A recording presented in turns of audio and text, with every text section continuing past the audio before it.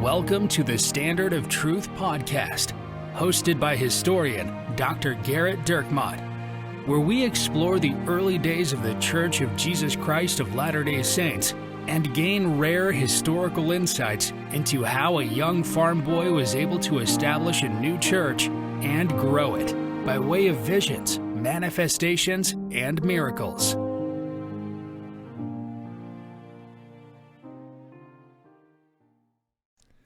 Hello, welcome to another episode of the Standard of Truth podcast. I'm your host, Garrett Dirkmott, and I'm joined by my friend, Richard LeDuc.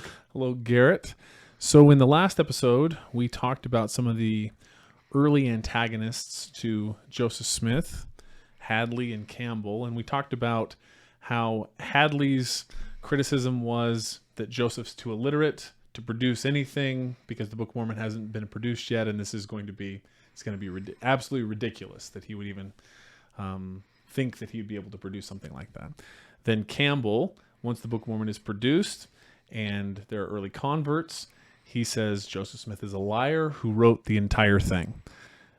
We ended with Eber Howe. Yeah. And so picking up there, what's going on? Yeah, Eber Howe is so he's coming essentially, most of what he's going to say is after Campbell, right? So after Campbell has just dismissed the whole thing as Joseph Smith's fabrication, Howe is going to end up taking a different tack. And it starts with his embracing the arguments that are made by the man Dr. Philastus Hurlbut, which we ended off talking about. We teased that. You've been waiting all week. I can't wait to find out where he got his PhD. And me, not even Dr. Philastus Hurlbut, University of Colorado, if you're wondering. If you're wondering who to write angry cards and letters to, that's the history department of the University of Colorado. So Howe is going to find his ally in Dr. Philastus Hurlbut. Now, you might wonder why I keep making reference to him and saying him as Dr. Philastus Hurlbut. Why do you keep just giving it? Okay, we get it. He's a doctor. And, it's important that you know that he's not a medical doctor. And you think, well, maybe back then a doctor is more likely to kill you than to save you, most likely. I mean, ask Alvin, and so the fact that he's not a medical doctor, that means, well, he might still have some other education. Maybe he's the doctor like I am, right? The kind of doctor that doesn't have the ability to help anybody or make any money. But in fact, he's not even that kind of a doctor. His parents name him doctor. So his actual given name is Doctor. And so it's not a nickname. He's not like one of the seven dwarfs named Doc. I mean, his parents named him Doctor. So you had to afford him that, they had all kinds of weird names back then. I mean, to us, Martin Harris's brother is named Preserved, Smucker's Jam Harris, basically, right? And that's coming from the five points of Calvinism, right? The most important point is the perseverance of the saints, that final point. And so he's Preserved Harris. In fact, one of the great Revolutionary War generals is named Return Jonathan. That's his first name, Return Jonathan. Yeah. Return. I was thinking his first name was Return, middle or last name. No, yeah, you thought his first name was Return and his last name was Jonathan. No, something. His first name is Return Jonathan and his last name is Meigs. Return Jonathan Meigs. Yeah. That's because when his parents were courting, his father decided that he was, getting too much of the cold shoulder, right? Which I can only imagine, what it means in the 1700s, but that he wasn't getting enough requirement of his affections, and so he got up from the parlor and left, and his eventual wife yelled out after him, "Return, Jonathan!" And so they decided to name their first kid that. That was probably the least important thing you ever heard in your life, honestly. Sometimes on this podcast we go off on certain tangents. Yes, but I never. think this marks It's the best one. by far. Now you want to know what's even better is that because that name Return Jonathan becomes kind of popular, there's an early Latter-day Saint whose parents name him Return Jackson because of Andrew Jackson. Even though there's no story surrounding Andrew Jackson where his parents call out to have him return. And he's actually, we'll tell this story at some point, but he's actually one of the people who helps defend the Latter-day Saints and the sheriff, the non-Mormon sheriff of Hancock County from a mob that's attacking them. His name's Return Jackson. So, hey, you could probably fast forward really the rest of the podcast. That was the main point. We planned the podcast around me talking about Return Jonathan. No, the point is, Dr. Philastus Hurlbut is named that by his parents. And I guess after giving him a name like Doctor, you want to make sure, the whole reason you're giving it to him is so that he has some kind of honor title, right? So you give him a middle name like Philastus because you know he's never going to go by his middle name, right? He's got to go by his first name. And it's funny because it actually gives him this air of education that he certainly doesn't have. In fact, Eber Howe, who is his friend, who is the person who is working with him to destroy Mormonism, Eber Howe will say of Dr. Philastus Hurlbut that he was full of gab and quite illiterate. Hadley's commentary on Joseph Smith. Exactly. I mean, with friends like that, who needs enemies? You know, that he talked a lot, but was really stupid. I mean, frankly, that's probably what you're rating this on Apple Podcasts right now. So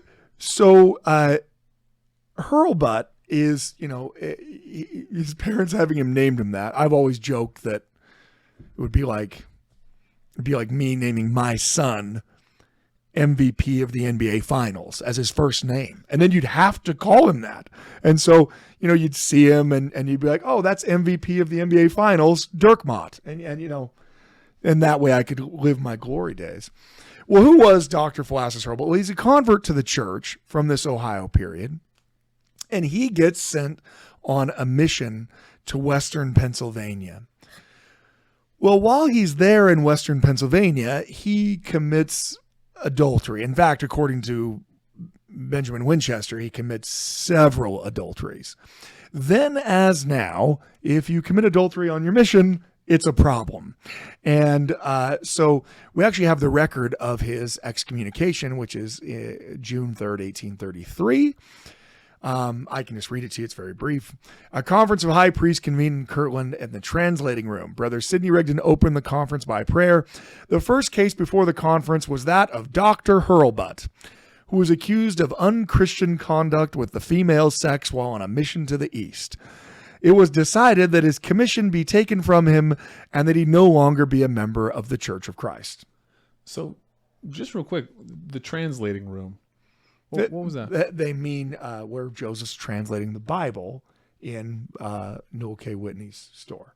Yeah, it's the one of the upper rooms of Noel K. Whitney's store is what that references to. So he's excommunicated.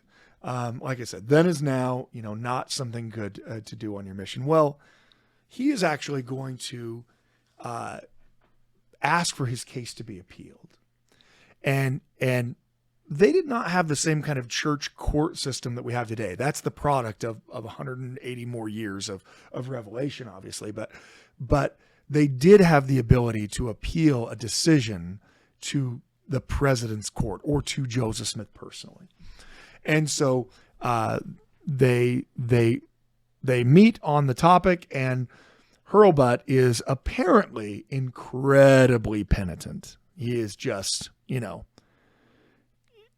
falling all over himself in sackcloth and ashes of how devastated he is that his membership's been taken away, begging to get back into the church, to the point where the people assembled are really feeling some sympathy as he is, you know, roiling in agony for how heartbroken he is for what he'd done.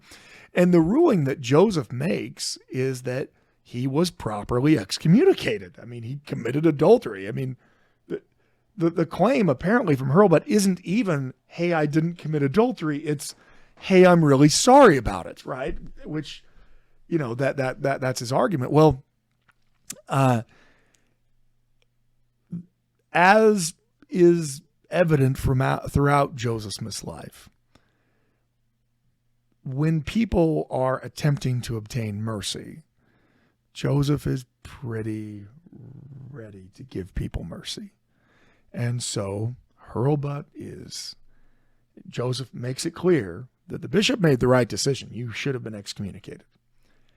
But on account of your extreme penitence, will allow you to be let back into the church.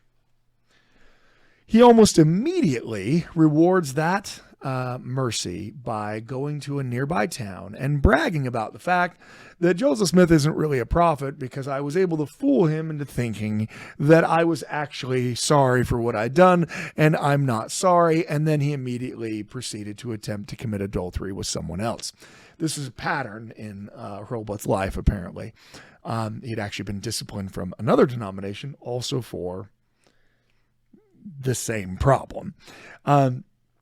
Well, this time Hurlbut, of course, he's excommunicated again. And this time Hurlbut does not go quietly into the night.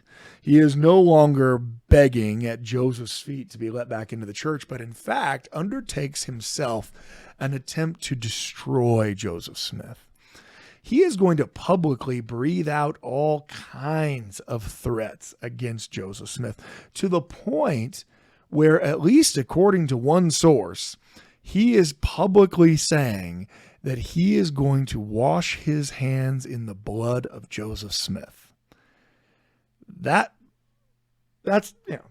sounds like it's a Malachi talking, in the Book of Mormon, right? I mean, and it's not just Latter-day Saint sources that are recognizing that Hurlbut is making these claims.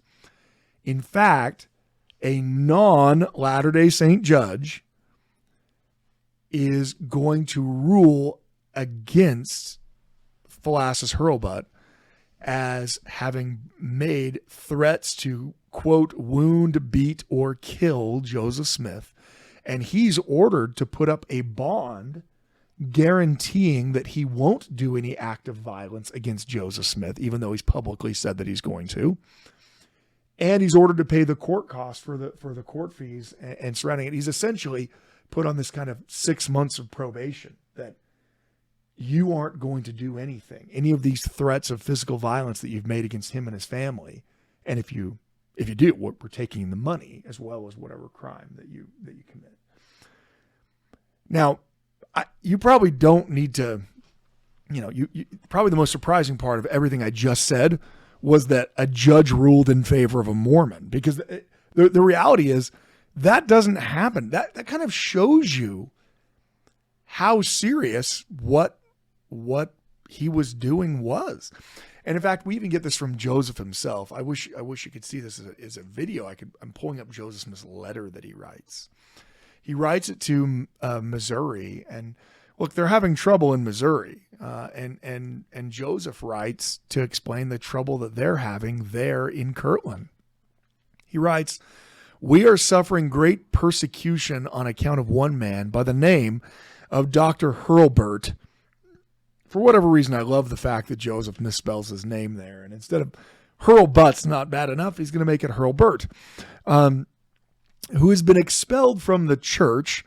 I say church, but in fact, Joseph writes church with an I here, as he does several times, that he's expelled from the church. I'm assuming it's because Joseph is from New England. And, even though every church movie we ever watch that portrays Joseph Smith, he has a great Utah accent, the reality is Joseph Smith's not from Utah. In fact, nobody from that time period is from Utah. He's born in Vermont. He grows up in New Hampshire and in upstate New York. what do you think he sounded like? I mean, he probably didn't have a nice, Western drawl. In fact, he probably wrote church with an I when he was writing in his own handwriting, because that's how it sounded to him. Because you don't go to the church, you go to the church. The church is where you go. He did this with Edward Partridge's name too, where he spells it wrong. Instead of Edward Partridge, he left the R out because it's not partridge, it's Patridge.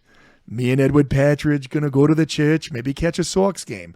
I mean, I don't know. If you don't want to think of Joseph Smith talking that way, you don't have to. I don't need to hurt anyone's faith because you're thinking of him as being a Red Sox fan. But the reality is, people with less education very often tend to try to spell things the way that they sound. I mean, all of our kids do this when they learn how to write. We see why they tried to write, the word knife the way they did. It's just totally wrong. And because they haven't figured out how messed up the English language is yet. So they have to, they're just feeling their way through it. But anyway, Joseph writes, that Dr. Hurlbut has been expelled from the church for lewd and adulterous conduct. And despite us, he is lying in a wonderful manner. And the people are running after him and giving him money to break down Mormonism, which much endangers our lives at present. So you can see that he very quickly is becoming a real threat. And part of the reason why is circling back around to Eber Howe, is that there is a growing anti-Mormon movement in the Kirtland area. Look, when the 4 missionaries first showed up, people thought they were crazy and people thought they were idiots and people thought they were blasphemers. But beyond that, they didn't really care, because 4 people doesn't really affect a community of several thousand, until hundreds of people believe what those 4 people are saying. Now, every Latter-day Saint that either is converted in the county or moves to the county is a real problem, because they are actually affecting the possible political outcome, let alone the interpersonal dynamics of people who once were strong Baptists, and now one of the people in your family, your brother or your sister, has become one of these crazy Mormons. And there is an anti-Mormon committee that is established in Kirtland. Now, I'm not being pejorative when I say that they're an anti-Mormon committee. They call themselves the Anti-Mormon Committee. So I'm just going to give them the honor of calling them what they call themselves. And Eber Howe will say that during this time period, every legal means was devised to prevent them from spreading and to drive them from the county. So there's an organized opposition. As more and more Latter-day Saints move to the area, it affects people politically, it affects them economically, and that's outside of whether or not it affects them religiously. So you might not care about religion at all, but what do you care about? I care about how much land prices are. That matters to me, right? So even if I don't care about God, I care about the fact that these people moving in are affecting that. And maybe I don't care about land prices and I don't care about God, but you know what I really care about? Politics. Again, you got to go with me to this 19th century world where people really, really, really cared about politics. It's not like today where people are apathetic and couldn't care less one way or the other. Back then, it was really, really, really important. And the Latter-day Saints tended to vote in blocks. In fact, when they talk about every legal means that was taken to try to prevent the spread of Mormonism, one of the things that they do, this is part of the research that I worked with when I was at the Joseph Smith papers, was in these townships, and the township is a weird concept if you're from the West. It's an East. If you're from the East, you're sitting here saying, I got it. I know all about it. If you're Richard's brother-in-law listening to this, Thank you. You don't need to describe a township to me. But if you're not, if you're someone from the West, it's actually kind of an odd thing. It's a township is essentially, it's a local municipality that is between the county and the city level, right? So you have the county of Cuyahoga, right? And then instead of going just to the city level, there's actually a township. And inside of that township, there might be multiple villages or cities inside of that township. So it's kind of like a mini county, essentially. I think we said last time I think we already said that was like the worst tangent that's ever been. I think I just went down the second worst tangent. I agree. Or is this the worst one? Oh no, this is the worst one because the one related to the the Civil War. Yeah, this is worse. Much because this isn't funny at all. Not at all. Please, send us your thoughts on townships. Email us, and we will get back to you. But one of the things that these townships had was they had an office that people voted on called Overseer of the Poor. Well, that sounds pretty good. The idea behind it is some of the taxes, and by the way, all taxes in the 19th century are property taxes. The income tax doesn't exist. Okay. The progressive era never happened yet. So income tax doesn't exist. What does exist is property tax. And so the idea behind overseers of the poor was that they were to take some money that was set aside to aid, if Bill falls on hard times, to help, go buy some potatoes for Bill and his family. It's kind of this early attempt at a social welfare, which that's a beautiful concept, right? In practice, what most townships were most concerned with was making sure that nobody ever moved there that could ever claim any type of social help from the township. So they had the legal means of what they called warning out people. So if you showed up in a township and it seemed like you didn't have any money, they could come and give you an official warning out that said, it's not quite like a spaghetti Western and you better not let the sun go down on you. But what did it do? It prevented you from becoming a legal resident of the township. And if you're not a legal resident of the township, well, then you aren't entitled to any of these funds for the poor. But more importantly, if you're not a legal resident of the township, you can't vote. So I guess I don't have to worry if 2 or 3 or 100 of you Mormons show up in the township and now might vote me as an anti-Mormon out of office, because by warning you out, I make it so you don't have the ability to vote on me as the overseer of the poor. It's funny that, in fact, the function of the overseers of the poor, at least in these counties in Ohio, function far more as a way to not have to oversee the poor than it did to actually help the poor. And in fact, they did actually physically take people and remove them from townships all the time.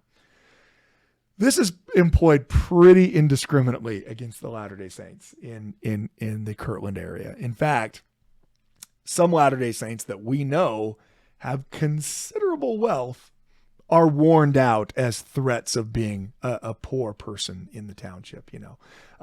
People like Frederick G. Williams, who own over 1,000-acre farm, better warn him out because he clearly wouldn't be able to make his debt payments. I mean, it's true that one of the great complaints that's going to be made of the Latter-day Saints is that the ones who are arriving from New York generally show up with nothing, almost as if they were forced to leave everything behind them because God commanded them to move to another state. So they're going to arrive, people like the Knights in Colesville, who were, middle-class, prosperous people. They are going to arrive in Kirtland without anything because they left everything behind. So one of the recurring criticisms of early Latter-day Saints is that, well, there's just so many poor. There's just so many poor among them. And it's a really easy claim to make. No one wants poor people moving into their neighborhood, apparently, right? And that's the argument that's made, that they are going to be a dregs of our society. They're going to be a weight pulling it down, and therefore we'll warn that. So that's one of those legal means that's made to try to drive them out. And they also, again, Howe brags about the lawsuits that they'll file against them to try to find means of driving them out of the county.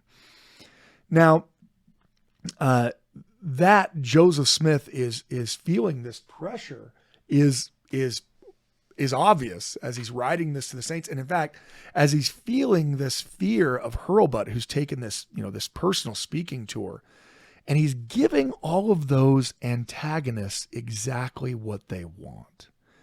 Before, they are simply just criticizing Mormonism from the outside. Hurlbut is making claims like, I know Joseph Smith. I was an elder in the Mormon church, which, it's funny. Even today, you'll see occasionally like a Latter-day Saint will commit a crime, and a newspaper will make a big deal about what their office in the church is. Bill, a high priest in Mormonism. So you mean Bill was 50 is what you mean? I mean, like that because we have a lay clergy and a democratized priesthood, that essentially every man has some level of priesthood in the church, and that doesn't mean as much, but certainly Hurlbut's going to be able to make that. I'm an insider. Joseph Smith's a liar. That's the reason why I want to kill him, because he's such a liar. But Hurlbut isn't going to just make this kind of personal, amorphous Joseph Smith is a bad person claim. Instead, what's really going to gain some legs is that Hurlbut is going to claim that while he was on his mission in Western Pennsylvania, I can only assume in between instances of fornication, that he happened upon the actual origin of the Book of Mormon. That in fact, the Book of Mormon was just a novel that was written by a former preacher. The preacher is now dead. His name's Solomon Spaulding, right? And it's always best to blame something on someone who's dead, because they can't make any arguments about it. He claimed that book, that Solomon Spaulding, as this preacher, of course, knows the Bible very well, and that he wrote a book that Joseph Smith and Sidney Rigdon and others, they simply found and stole and printed it as the Book of Mormon. That they erased Solomon Spaulding's name off of it and put their own name on it. This did a couple of things, because part of the problem by 1833 and 34 of simply making the Jonathan Hadley argument that Joseph Smith's just an idiot, he couldn't possibly produce something that mattered, or the argument of Alexander Campbell in 1831 that Joseph Smith clearly is the one who just wrote the Book of Mormon, and no intelligent person is ever going to believe that that's the case, is that by 1833 and 34, there are thousands of people who have read the Book of Mormon and believe that it's true. Well, how do you explain that? Look, if it's just 5 people who believe that Joseph Smith, translated the Book of Mormon, well, that's pretty easy to explain. Well, there's 5 stupid people everywhere, I guess. You could throw a rock and hit 5 stupid people.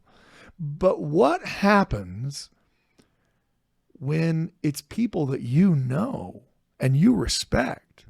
Community leaders like Edward Partridge, religious leaders like Sidney Rigdon, pastors of other churches who will read the Book of Mormon and believe that it's true. The argument that the only reason why anyone believes is they're just uneducated and stupid, it's not a very good argument. The argument that the only reason people believe is that they're just a bunch of liars trying to lie to other people, yeah, that works when there's like 4 people who believe. But when it's your sister and your brother or your husband or your wife who believes, suddenly that argument that there must be a moral deficiency on their part becomes a less powerful argument. So if intelligent people are believing the Book of Mormon is true, and if moral people are believing the Book of Mormon is true, I need a better explanation of where the Book of Mormon came from. How is it that it's successful in convincing people that it's from God when it clearly isn't from God? Well, Philastus Hurlbut provides this explanation. The reason why people are being convinced by the Book of Mormon, why they think it sounds like Scripture, is a very educated pastor wrote it. The reason why it's, Alexander Campbell's criticisms, notwithstanding, the reason why it seems to seamlessly integrate biblical passages into the book in a way that inspires people and convinces them it's from God is because it was written by an educated pastor. If you're saying that Joseph Smith couldn't have produced the book, I agree with you. Joseph Smith didn't produce the book. Someone else did. This argument, called the Solomon Spaulding account or argument, is that the actual origin of the Book of Mormon is this novel that was written. Now the pastor wasn't writing, he wasn't like Joseph Smith. He wasn't, he wasn't writing this to try to convince people to create a new religion. He just was writing a novel. It was Joseph Smith who took it and printed it as if it was from God, but of course it wasn't. And of course, Solomon Spaulding's dead, so there's nothing you can do about that. Well, you can see why Hurlbut's claims are going to make common cause with people like Eber Howe. And in fact, the Anti-Mormon Committee of Kirtland is going to pay the good Dr. Hurlbut to go back to New York and Pennsylvania and to collect as many anti-Mormon affidavits, anti-Joseph Smith affidavits as he can. So go to all the people who knew these Smiths and get all the negative statements you can about the origins of Joseph Smith and Joseph Smith's life and so on. Well, first of all, given the fact that Joseph Smith found essentially no converts in Palmyra and fled Palmyra to go to Harmony and then fled Harmony to go to Fayette to translate the Book of Mormon, it probably shouldn't be terribly surprising to anyone that someone who's being paid to find negative comments about the Smiths comes back with negative comments about the Smiths. That's actually the easiest part of the entire story to understand. That and return Jonathan as a name. Those are the two easiest things to understand here. Hurlbut's going to come back with a whole host of these affidavits that denigrate Joseph Smith, denigrate the production of the Book of Mormon, and do so in a kind of personal attack upon Joseph Smith's character. They're going to all be collected and published in the very first true anti-Mormon book. Yes, Campbell had published this pamphlet, essentially, this lengthy pamphlet attacking the Book of Mormon itself.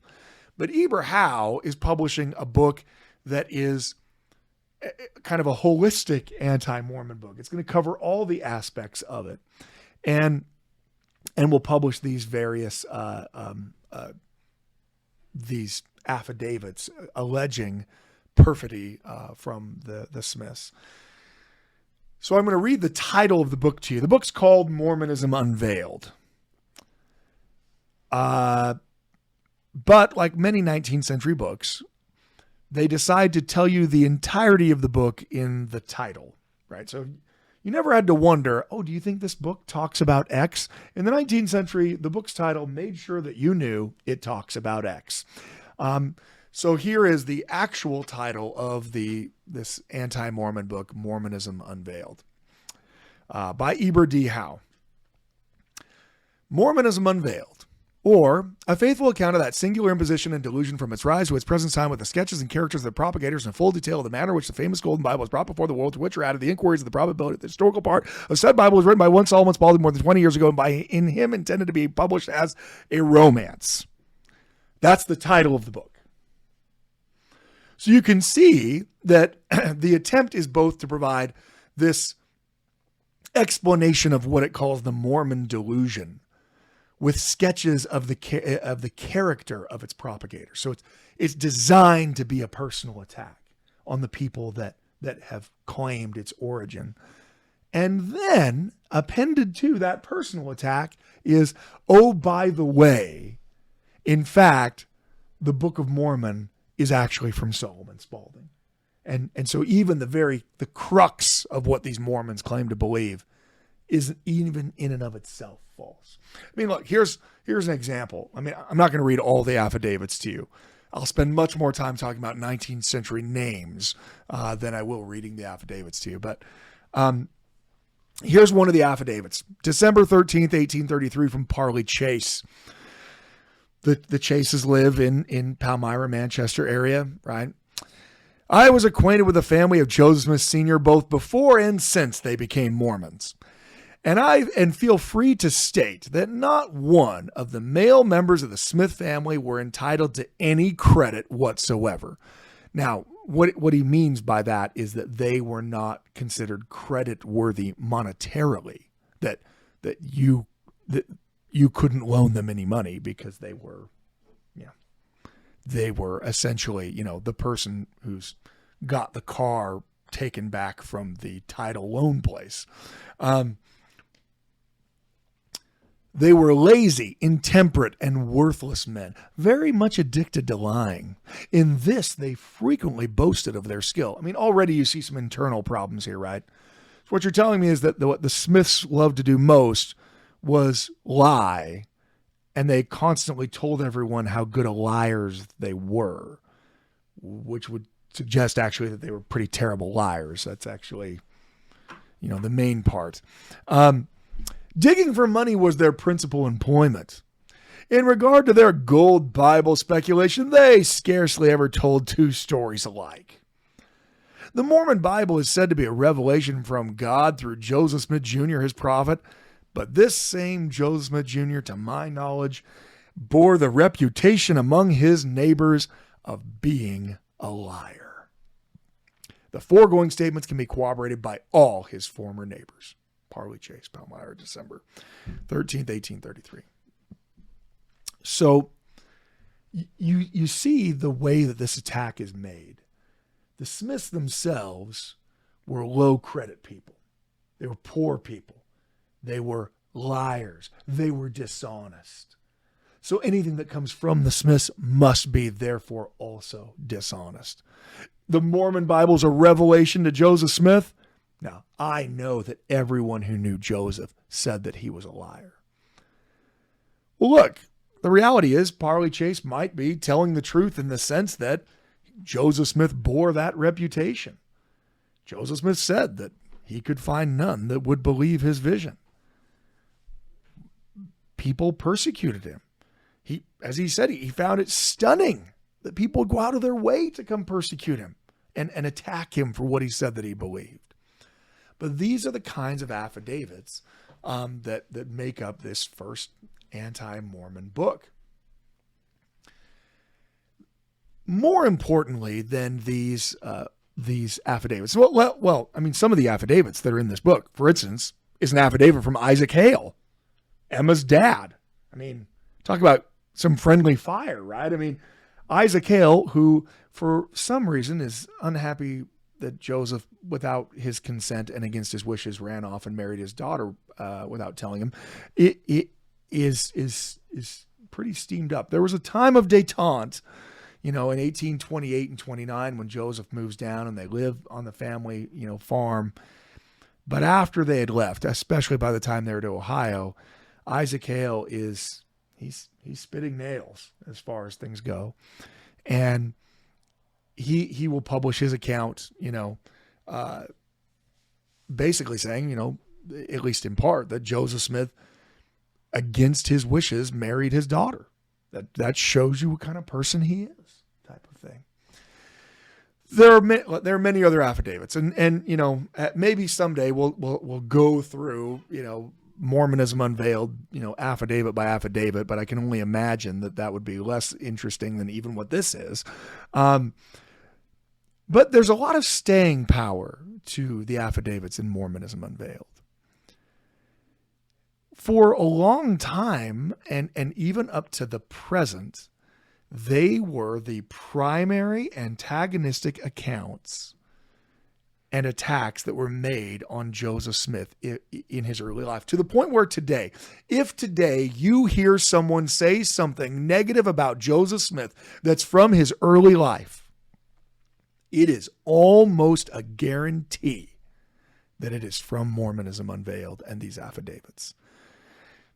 These affidavits collected by this twice excommunicated fornicator, Philastus Hurlbut, that he's the one delivering, this wonderful information.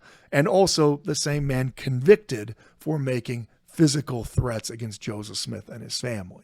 Not by a Latter-day Saint, not a Latter-day Saint who says that, a non-Latter-day Saint judge who says that. But let's talk a little bit about character, right? So first and foremost, that's important to know. I'm telling you right now, in antagonistic, anti-Mormon material that's published today,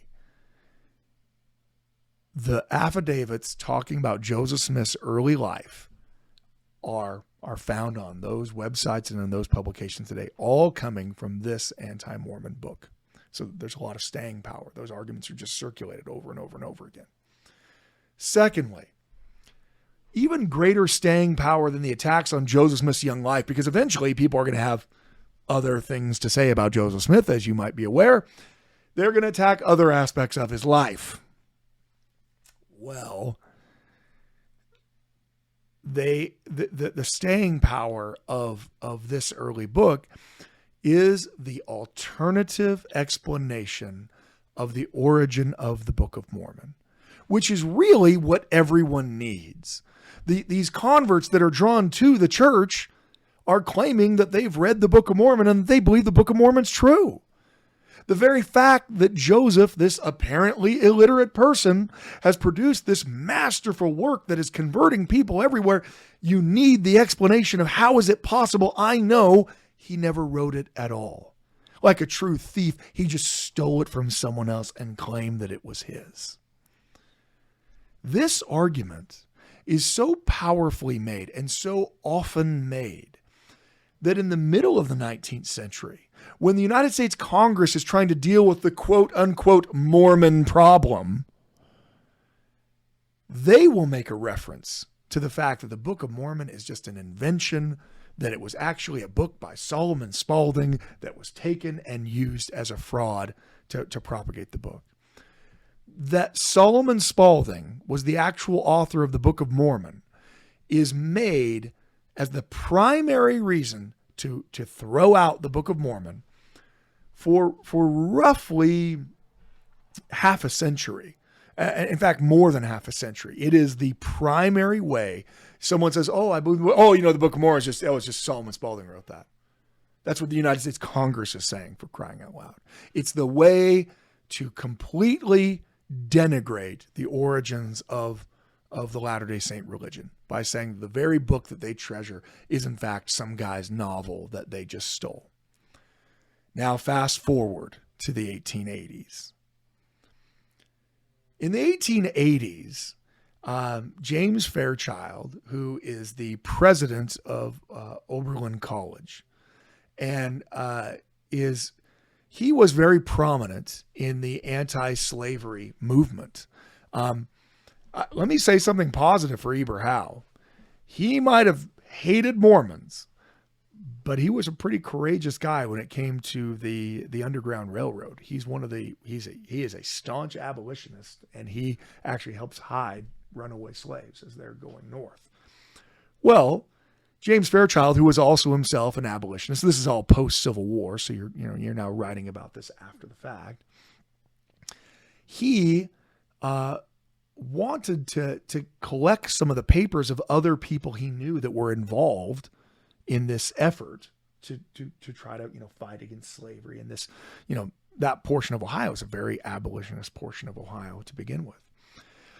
And so he seeks out a guy by the name of Lewis Rice.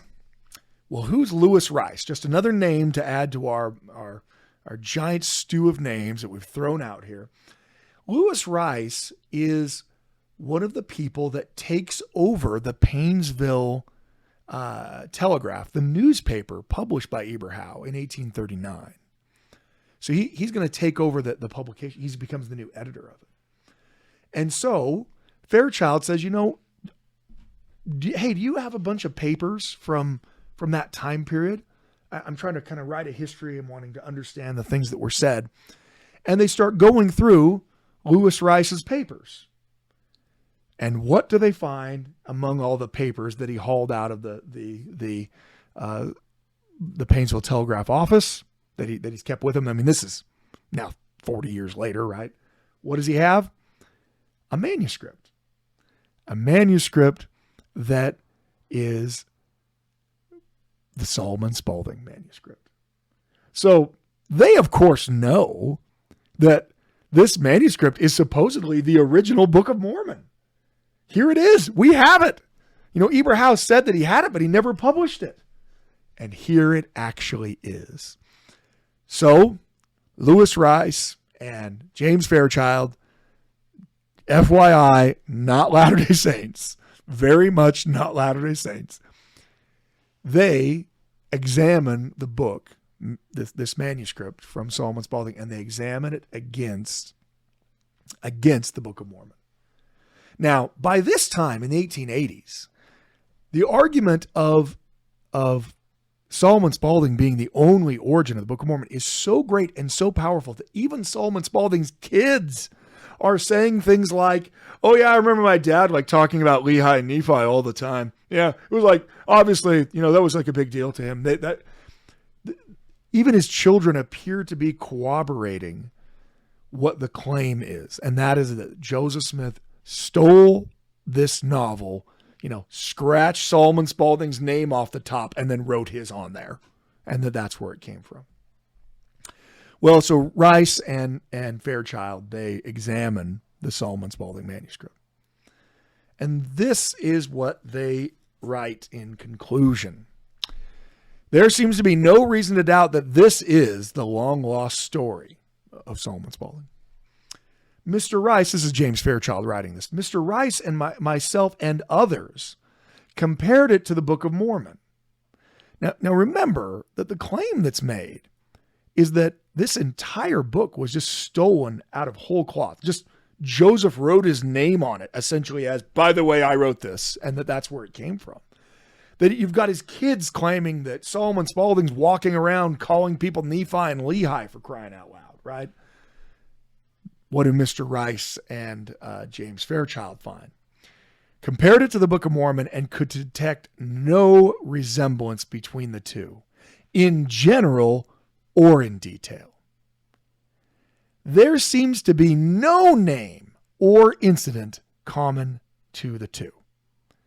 That is a pretty big statement, given the fact that for more than half a century, every single person, and I'm talking every professor who dealt with Mormonism, said that, well, the real origin of the Book of Mormon is from Solomon Spaulding.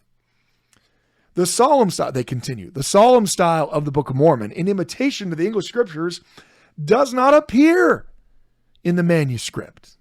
So one of the main arguments was the reason why the Book of Mormon kind of sounds like the Bible and has that kind of biblical language and it came to pass and so on is a pastor who loved the Bible wrote it. Well, that's one of the main claims. And here, James Fairchild is saying that solemn style in imitation of the scriptures, that kind of biblical writing style, isn't even in the manuscript. The writing of Solomon Spaulding's novel isn't even the type of writing of the Book of Mormon. It's not scriptural sounding. The only resemblance, he continued, is in the fact that both profess to set forth the history of lost tribes. And then James Fairchild, to his credit, gives the only conclusion you can give. After half a century of saying this is the only place the Book of Mormon comes from, and obviously every single Mormon is a deluded idiot, liar, confused, lied to, tricked, whatever, he comes to the only conclusion you can come to, and that is some other explanation of the origin of the Book of Mormon must be found if any explanation is required. If you're going to make an argument of where the Book of Mormon came from, you can't make this one anymore, is what James Fairchild says. Now, what's interesting about that is, like I said, leaders of governments, leaders of religion, professors of literature and history, for half a century were adamant that the real origins of the Book of Mormon were the Solomon Spaulding manuscript. They testified to it. They found sources that said it. His kids said it. And they were all demonstrably wrong. They were all proven to be totally wrong. But this changing face of anti-Mormonism demonstrates the problem when the sect goes from being 4 or 5 people that believe some crazy story to being thousands of people who now impact economics and politics as well as religion. The arguments become much more terse. The attacks on Joseph Smith's character that didn't exist in Jonathan Hadley's attack are the only point of Eber Howe's Mormonism Unveiled.